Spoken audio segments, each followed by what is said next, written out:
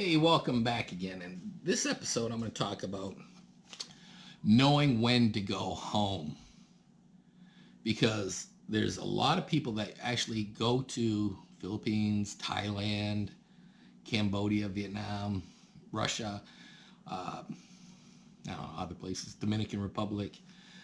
And I had a student one time, and I'm going to explain why I'm going to do this topic. I had a student one time that I made a mistake years ago and gave my phone number out to my English students. And it winds up that a lot of them will prank phone call you at 3 o'clock in the morning just to get you going or call you middle of class. But I stopped giving my phone number out. But one student actually texted me and said, "Why do you live overseas?" And I told her, I said, you know what? When you travel and you go from your hometown to another place, you sometimes find a happy place, and that's where you want to be the rest of your life.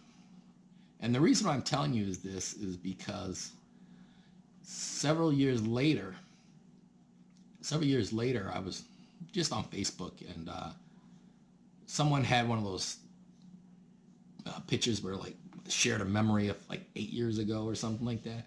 I'm like, what? I said, wait a minute. I didn't know I was friends with this person. And it winds up it was her friend. And so I said, hey, aren't you friends with so-and-so? She was like, yeah. I said, oh. I said, how is she? Because she's the one that asked me why I live overseas. And I told her. And then about 5 or 10 minutes later, she texted me because they were still friends. And she was living in Switzerland studying to be a hotel restaurant manager position or something. She had an internship. And I asked her, I says, well, have you found your happy spot yet? And she said, no, I haven't. But she said that she was so glad that she went to Europe. She was so glad that she was able to travel. So now she's back in Cambodia, and her family runs a catering business. So she's doing really well, and she doesn't talk to me. She doesn't talk to me. I mean, I don't know, understand that.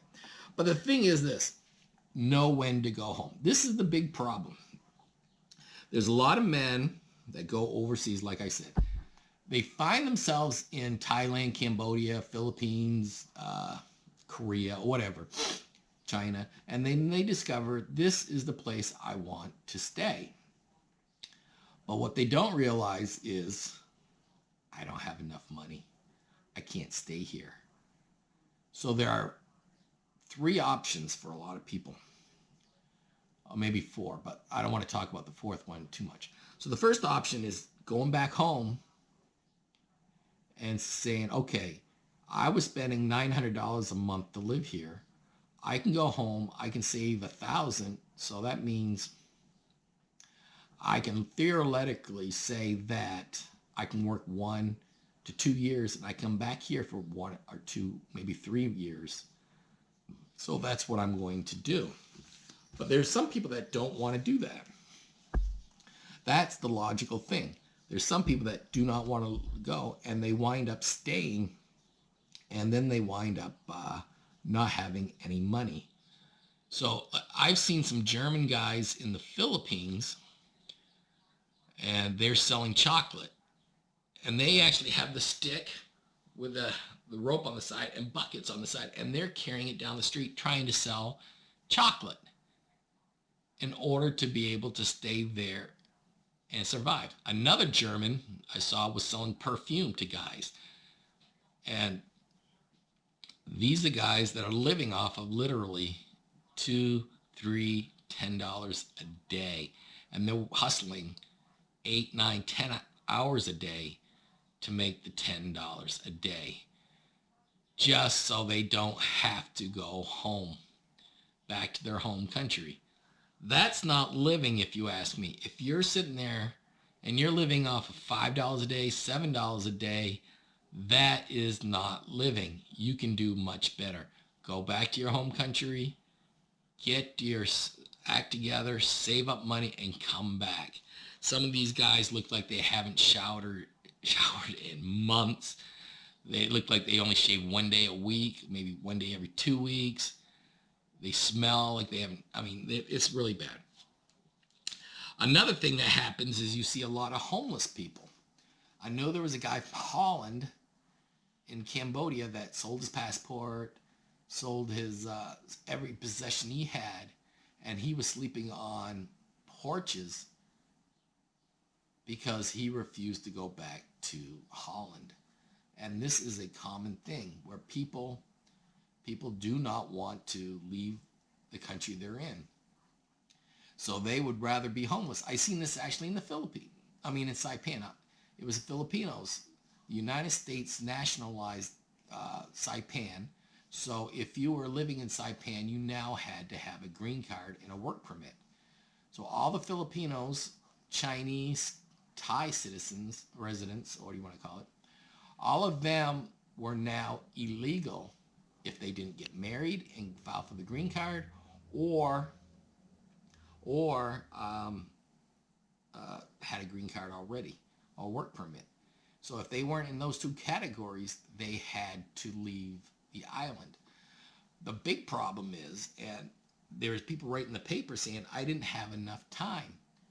Well, a lot of them had 25, 35 years, but just figured, hey, there's no reason for me to go pay $100, $180, $200 to get my residency. So now I'm just going to stay here because I'm fine.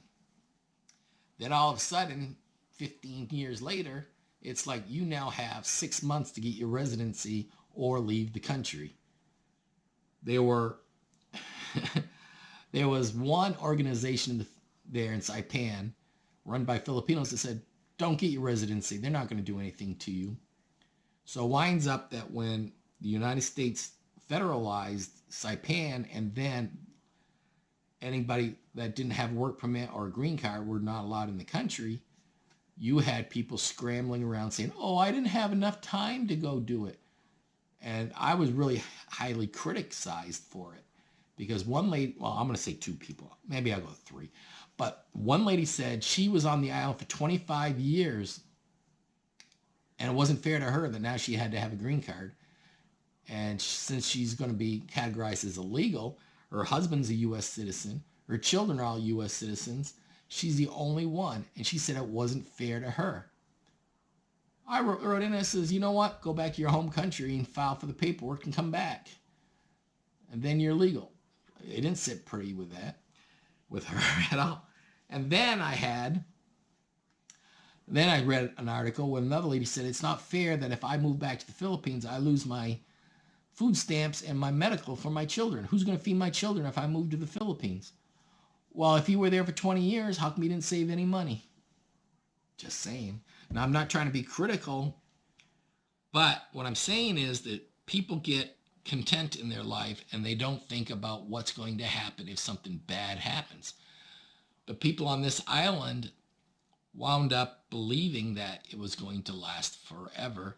And since they didn't have to file paperwork and get a green card, get the residency, they weren't going to spend the extra $200-$300 to do it. So it winds up that they waited and waited and waited. And when the time came and they were told you had to have it by a certain day, they didn't have it. Because it was, I think, $350 20 years ago, which they could have filed. Now it's like $1,500. And now they don't even have $1,500 to pay for the paperwork. So I feel sorry for them in that way, but I don't feel sorry when I hear someone say, if I move out of the country, who's going to feed my kids? I don't feel sorry for them because now what they're saying is the government owes me money and the government doesn't owe you anything. So I really think that when you think about it that way, it winds up that these people need to go home. The last one was I saw a TV show from the Philippines that went to Saipan. So they brought the newspaper reporters to Saipan. And then they had a person who refused to leave Saipan. He was now illegal. So he just became homeless and was living in the woods, hunting food and everything, instead of going back to his family. The thing in the Philippines is a lot of people take care of their families when they're living overseas.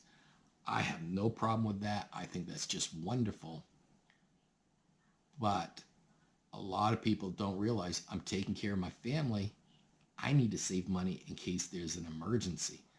And what happens when I go home? There's no more money. And I've seen a lot of women, Filipinas, Thai, I'll just say Thai and Cambodian, and Filipinas, they take care of the whole family. They are the main source of taking care of the family. So some of them put themselves or get themselves in very compromising positions, which is very bad. Very, very bad. And so they're sending money home to their parents, and the parents and the family, they need the money. They take care of their family, but there's one problem. No money is being saved. So when the individual comes back, where's the money going to happen? So a lot of women, I know they don't want the job, but they're not going to find a job that's going to pay that much money for their family. And so, to make it long story short, the parents say, we're out of money, go back. So when you got to know when to go home, you need to save that money. I told one lady, I said, don't send as much money to your family as you are. And she looked at me like, why? They need to eat. I says, yeah. Do you like your job here? And she's like, no, I don't. I says, do you want to come back here? She goes, no, I don't. I says, if you save $200, $300, $400 a month, you get back to the Philippines, you buy yourself 2 or 3 trikes. This is a motorcycle with sidecar, which they do for transportation. I says, I'll guarantee that you rent those out, you will make $900 per month forever. You do not have to work here again. And when I said that, it's like a light went off her head. And she's like, I never thought of that. Don't live for the day. So you need to know when to go home. If you don't have enough money, go home. Don't be like these guys in the Thailand, that do the Pattaya Elite. I'm out of money. I don't want to go back, so I'm just going to jump off the 16th story window to my fate because I'm not going home. Just think about what it's going to cost you to come back, and then go back when you have the money saved. You do not need, life is not that, living there is not going to be the end of the world. So what you need to do is really save your money to go back. Do not do anything stupid. All right, that's going to do it for me now. Thank you. Bye-bye.